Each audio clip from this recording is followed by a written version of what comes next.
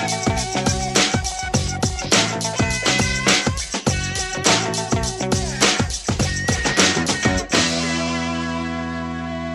am Maya Fisher-French, and welcome to the My Money, My Lifestyle podcast, where we discuss all things money because whether or not we like it, money matters.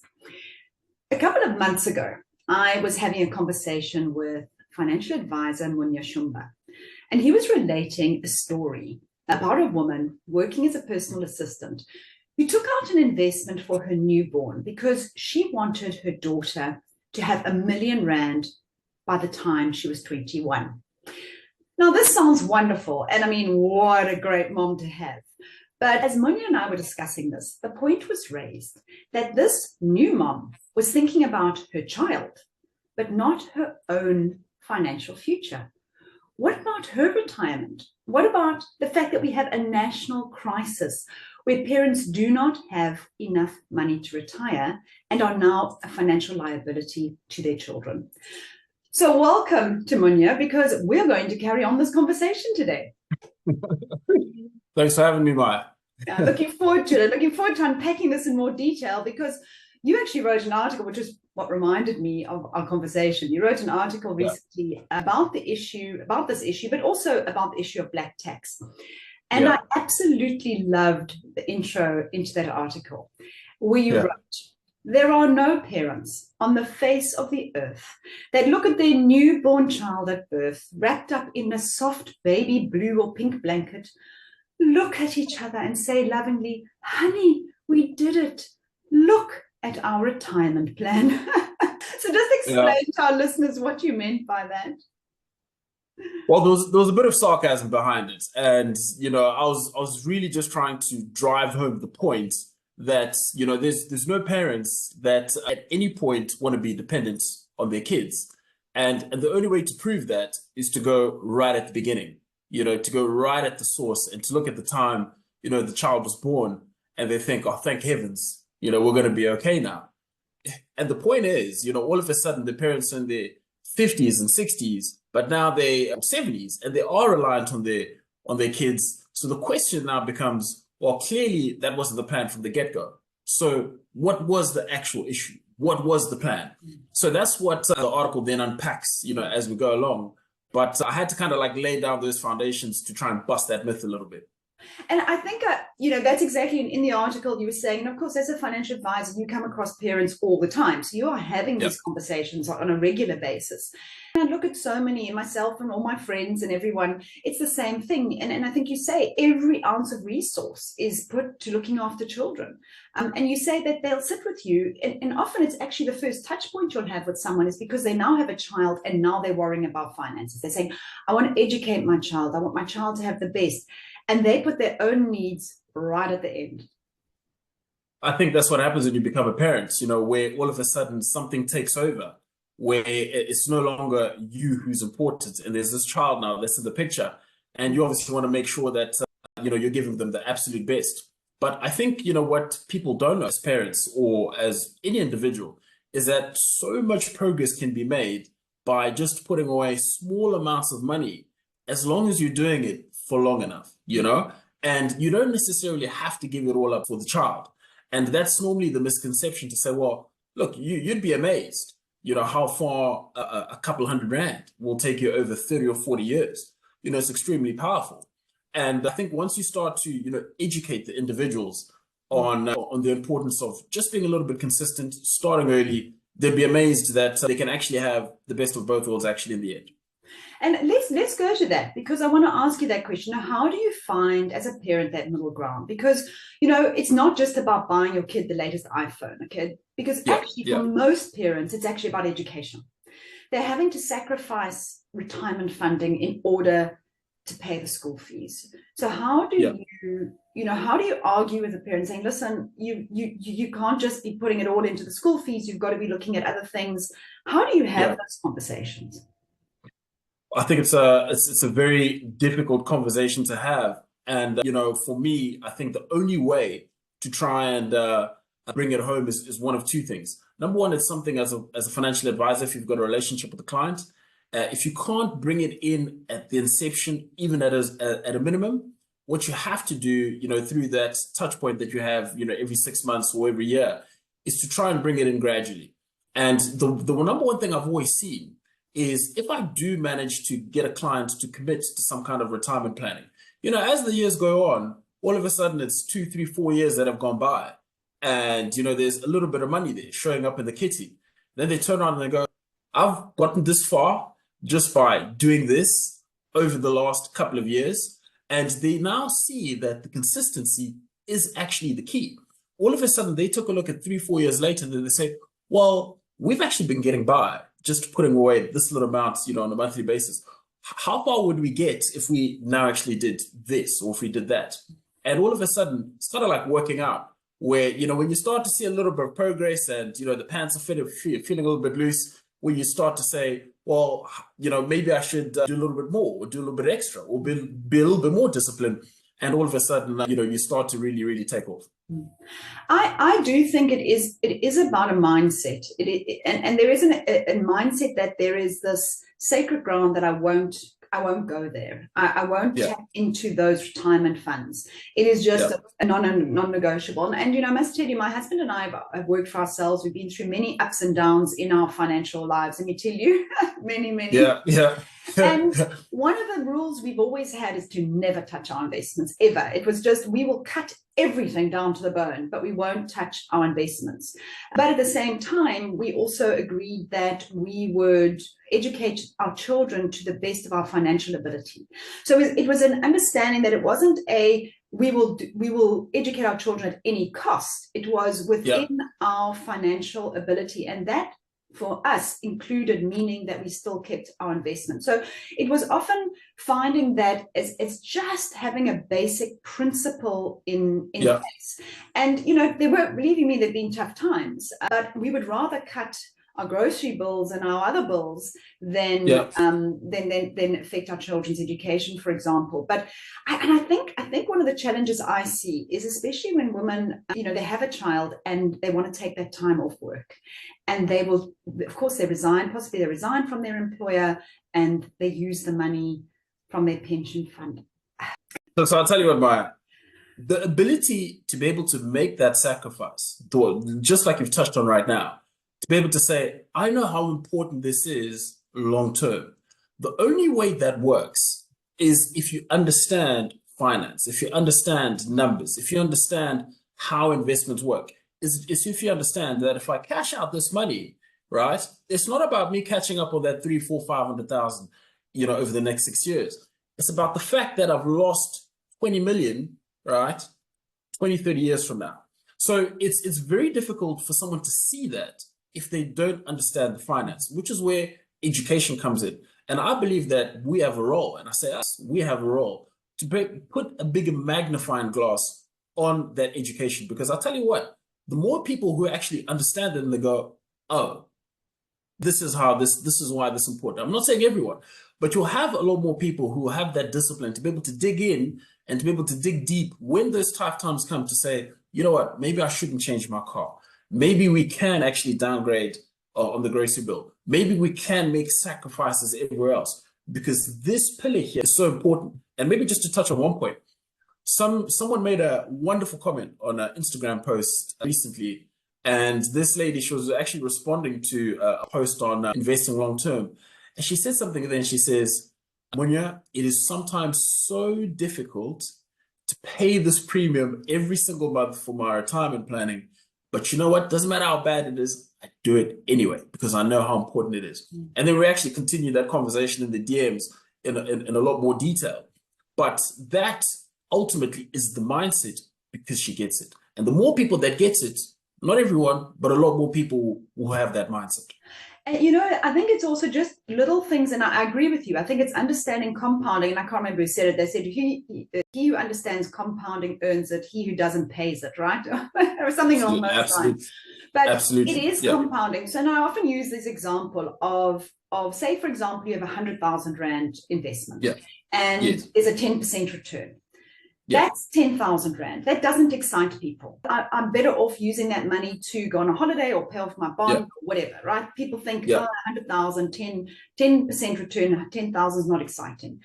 A Yeah. million Rand in exactly the same investment, earning the same Yeah. return, 10%, is now Yeah. 100,000 Rand, right? So a million Rand, Absolutely. 10% Yeah. is 100,000 Rand. And I always say to people, how are you ever going to get to that point if you keep cashing in earlier? So you've Good got to question. grow it. And that's when compounding works, is when you've grown to a million and suddenly Yeah. every year your million's going up by 100,000. That's when Yeah. you think, oh, thank goodness I left the money to get to the million. And I think it is about education. It's about understanding what that looks like. So I think there's two things here. The first thing is, I think we have to be prepared to have an honest conversation to say, number one, it's going to take time. So if someone is looking to invest, the first thing I always say is, if we're looking at really growing this money, we have to be in this for the next 10 years. Right? If someone is not prepared to have that kind of commitment, it's very difficult for us to actually work together, because that's the honest truth. We can't produce miracles in the short term, because unfortunately, the way that we work, unfortunately, doesn't work that way. But just to highlight that point, you take it at a million Rand. There's a video as well that I recently did, and it was going to take 7 years to get to a million. But the next 3 years, you are going to get to another million. And it becomes faster and faster as the years go on. And by year 20, you're doing something like 2 million every single year. And I think this was off 6 grand a month. And, all of a sudden now it starts to excite you, but it accelerates the longer time that you've got in there. The problem is, it's very difficult for me to look 10, 15, 20 years down the line when I would rather actually just use that money to enjoy today, So I think, again, back to, if you can help people just visualize, what that future can look like. And maybe even if it's a question of, well, I can't get this person to maybe put away what they should be doing or what they can afford to do or what I know their real potential is. But if we take a fraction of that, if we took 10%, 15% of what they can actually do, I'm still putting them in a better position. And they can actually look at it many years later and go, oh, is this how far we got to this? And hopefully at that time, they can actually start ramping it up. Yeah, absolutely. So I think we focus a little bit about why you should be doing this, but I wanted to look at the flip side. So you, as a parent, why they should be doing more for their children, and maybe why they should be doing more for themselves and not quite as much and only focusing on the kids. But let's take a look at the flip side. Yeah, this is really the black tax side. You're a young graduate. And you've qualified, and I actually had this case of this quite recently. A young woman, 24 years old, starts her new job, finishes university, starts her job thinking she's got this great salary, and suddenly she has to support parents. And, in South Africa, of course, we call this black tax, but it's true across all racial groups, right? To some extent, absolutely, someone supporting family, is supporting parents. I think with many black graduates, of course, they're supporting more than just their parents. There's siblings as well, which is where this huge pressure comes. Yeah. But how does this young person go about meeting their financial needs? So providing for their children and their retirement, but also supporting parents and even possibly siblings. So I'm in two minds about this, Maya. And the reason why I say that is there's the reality of what I've seen by dealing with multiple clients and assisting them for multiple years and being at the forefront of being able to see how things actually play out in reality. And again, this is across all backgrounds, whether it's a young individual who's got an opportunity to work overseas, but he's taking care of his family here back home. It doesn't matter. I picked up this trend recently. I've always seen that sometimes, for whatever reason, the individuals who actually go out their way and do more and actually go above and beyond and to do it to take care of either their folks or their siblings, etc., tend to get ahead a little bit further, right? And I know that sounds like a crazy thing, but I've got a large sample size to actually demonstrate this, where it's not a sake of complaining to say, I have to pay for school fees or I have to look after my folks or do whatever, but doing willingly. They always tend to get ahead further than other individuals, right? However, what they do differently is no matter what obligations that they've got towards, their family, they make sure that they prioritize themselves first. Because ultimately, what you need to remember is that if you stop being able to take care of yourself, right, the whole house of cards falls down. So you can't take care of anyone if you don't take care of yourself. the thing you mentioned about discipline is being disciplined to say, I need to make sure that I've got a budget that I stick to. I need to make sure that I've got a framework that I don't go beyond. And I need to understand that, it doesn't matter how much I give. People are always going to expect me to do more.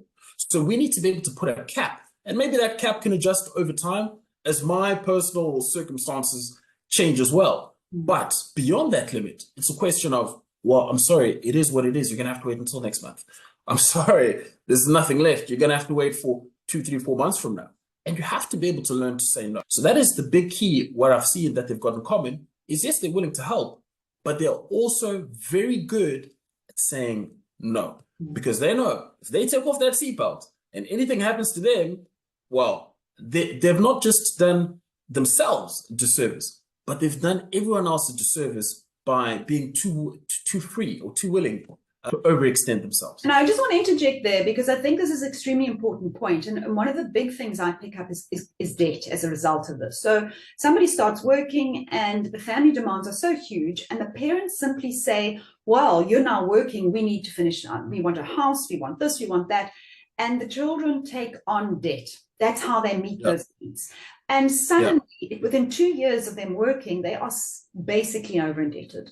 And so this idea of straight up saying, this is all I can afford, and I'm not prepared to put myself into debt for it, I think is another very, very important sort of personal rule, maybe. Yeah, look, I can't sign off on that advice to advise anyone to put themselves under any kind of financial pressure.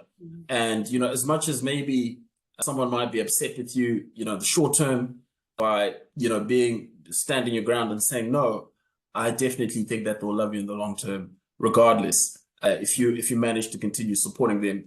I think a lot of it maybe comes from the comparison game. I'm not 100% sure, but I think, as an individual, and I'm not stopping anyone from helping, right?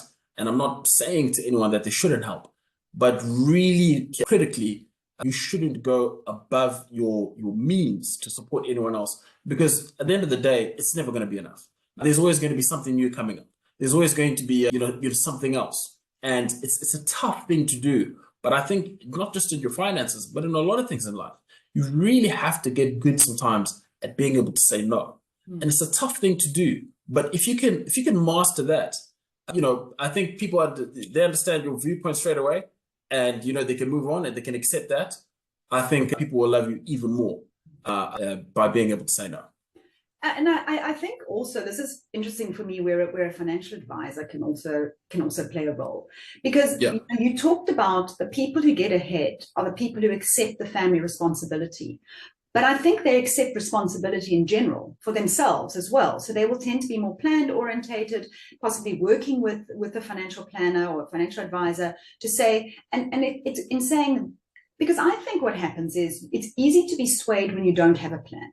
So if your family come to you and say, oh, but we need this and we need this, and you think, okay, well, I have got the money. But when your money's all been allocated, you've got a budget, so you know what all your things are costing. You've got your retirement fund, you've got your emergency fund. Maybe you've got a family, you've started an education fund. Your money is allocated. That's how it works. I think that's, to me, what I'm getting from this is that people generally who plan tend to come out better in the end. Absolutely. Absolutely. And I think, it's great when sometimes a client can ask a question because, to your point, a lot of the time someone might bring a loan agreement or bring, credit card where they say, do you think it's a good idea to get into this? And it's only now when we start breaking it down and we look at the numbers and you say, okay, what's the interest, et cetera, et cetera, et cetera. And I'll be like, I don't think this is a good deal, right? But I don't think it's a good deal because of the following reasons, 1, 2, 3, 4, 5. But, what we can do is, I know you just got an increase. Why don't we put this off for another 12 months, right? But what we can do is let's work towards it. Because if we put away an extra X amount a month towards this goal, right? A, we avoid you getting into debt.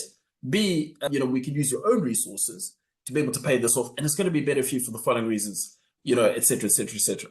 So, it's that person still comes to the rescue. Maybe not at the time when the family wanted it, but, they avoid expensive loan agreements that will take even longer for them to get out of just by maybe having a little bit of a delayed gratification instead. I actually did the maths on that. I looked at a 10,000 Rand loan. So often people like they'll borrow 10,000 Rand to help the family finish something at home or whatever. And I think if you simply say to your family, I've started working today, give me 7 months, I will put away the installment amount that I would have paid on the loan, and I'll give you the cash in 7 months' time, saving me an absolute fortune in interest. It is about having those conversations and not feeling guilted into immediate gratification, but actually, you know, having a plan. So I think those are, those are it. So what, starting early? When you say start early, is that about, it's just having the plan early? It's definitely about having a plan early. And the one thing I've seen from my social media page, the number one demographic I get reached out to is young men. And this is, young men at university, at high school, right? At high school, at 18, 19. And they say, Munya, I've watched some videos, I'm ready to start. What can I do? This is what I get from my parents. This is what I get consistently every month. I want to start right now. And I tell you now, some of the best stories I have in my career are about the people who started at 18 or 19 and have gone on to buy real estate in Cape Town through those same portfolios we started. Back then, it used to be 50 Rand a month. Now you can start from about 300 Rand a month. And they've built multi-million Rand portfolios from starting early. And, because the habits now come in and becomes addictive, even as a student. All of a sudden, you're in your third or fourth year and you're opening a portfolio and there's 40, 50, 60 grand in there, right? As a student, you turn around and you go, wow, I did this just from getting my pocket money. So what's going to happen now if I start working and I'm earning 10, 15, 20, 30, 40, 50 grand? And I'm now really stepping this thing up. How far am I going to get now? So it's also from a mindset to know what's possible from doing just a little bit on a monthly basis. And I think it feeds into that. Yeah. So I think starting early as a young person, starting early as a parent, and that means both putting money away for education and for your retirement. So, I mean, starting early is probably relevant across everything we've spoken about, whether you're the parent or you're the young graduate. Starting early really matters. Know your limits. Know when to say no. That also applies both to the young graduate and to the parent. And I think on the starting early, what it does, Maya, is that it becomes something that is non-negotiable as a couple, if you're speaking about parents, within your budget. It's the kind of thing where you're not going to avoid groceries in a month, are you? You're not going to avoid putting fuel in your car, are you? Right? And if you're starting early, it creates this mindset to say, this is something that is a mainstay within our finances, whether it's buying groceries, whether it's putting fuel in the car. We have to do those things on a monthly basis. So it's almost psychological to say, well, this is locked in. This is fixed in. Not something where you can say, I'm going to come in and out of it, as and when I feel like it, on a monthly basis. So if you start early as a couple, as parents, and you say, well, we know that this is something that is fixed and that is, we can't get out of for whatever period of time. I think that also helps to set the right habits over time. And as I said, and that then feeds into to know your limits. And your savings and investments are not a negotiable. They're not something you're going to give up in order to say yes to someone. I think that's quite important. We had a special needs child, and I think if you want to know, people talk about school fees, let me tell you, you have a special needs child, and it's another whole ball game altogether. And my husband took on extra work in order to fund that. So I think sometimes one also has to say, well, how do we go about providing for our children? Are there other ways? Do we earn extra and make that money just for the child's support? So there are ways of doing that. And I think, one of the other things, and maybe it's another entire podcast, but you send your child to school, and I'm talking even what we call Model C schools these days, where there's overseas trips. You expect to send your child on an overseas trip for 60,000 Rand. I was actually flabbergasted the other day when I heard a parent talking about this. So I think there's another society issue. Certainly in my day, no one was paying that kind of money for these trips. So I think there's a lot of peer pressure that comes with raising children when you're trying to pay for your retirement and give your child what all the other kids have. So I suppose that is it. But again, the final point you make is budget for it. Budget for whether you're paying a tax to your family or whether you're supporting a child. Like, what is it? What is that number? You make and I do have to make this point, Maya. Right, many years ago, this is 2016, and it was a young couple. They just started dating. And I think they got pretty serious. They said to me, Munya, listen, we want to, we're going to have kids and we're going to put something across for the child one day. And this is in 2016. No child in the picture.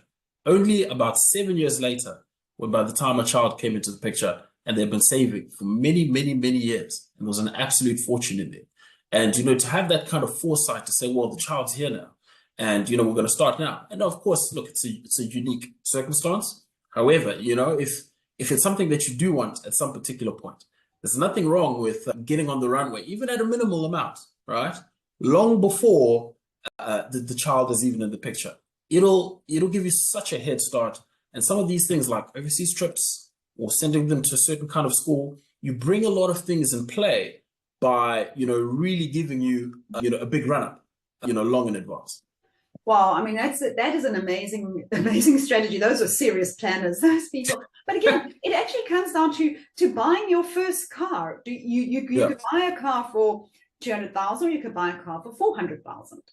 Yes. What could you do with that difference in that money instead? And one of them could be, if raising kids in the future is a plan for you, you could say, well, actually, I'm going to go for the less expensive car because in the future, I want to be able to support my family and my kids in the best way possible. So many of the decisions we make every single day, and I always say this is what the work that the financial education that needs to happen is, every decision you make every single day has an impact in the future. And it's understanding 100%. That impact, I think. But whether you're a parent, you're providing for your child now, what is that impact going to be on you in the future? Or whether you're that young graduate who's needing to support their family, what if you're starting to take on debt to support them, what are those implications going to be? So I think a lot of food for thought there. Well, Munya, this has been such an interesting conversation. I've been thinking about how to sum it up, and it's probably my mantra, which is have a plan. If you have a plan, it all works out. And I think you've said exactly that. Those people who have a plan are the ones who get ahead. So that's what you need to get ahead. It's not that difficult. It's actually that simple. Have a plan. Thank you, Maya. And if I can just add one point to that, is that have a plan, but no matter what, you've got to stick with it. So no matter how difficult it is, just like that one comment I got the other day, which says it's not always easy. That's exactly what you have to do. Because, if it's not easy, you kind of go through a certain patch and all of a sudden it gets easy again. All of a sudden things calm down, but, you've preserved that investment and it's carried on ballooning and ballooning. And you've got 3-4 years of calm and you hit a real rough patch. And you're like, I've kind of been here now. I just need to dig deep a little bit. And you get through them. It's kind of like the stock market, up and down. Over time, it's a wonderful picture. And actually, you build resilience during successful times, which means that when times are good, make sure you're building your resilience, which is all those investments and all the rest of it, and that will see you through as well a lot better. Yeah. Fantastic. Maya, thank you so much.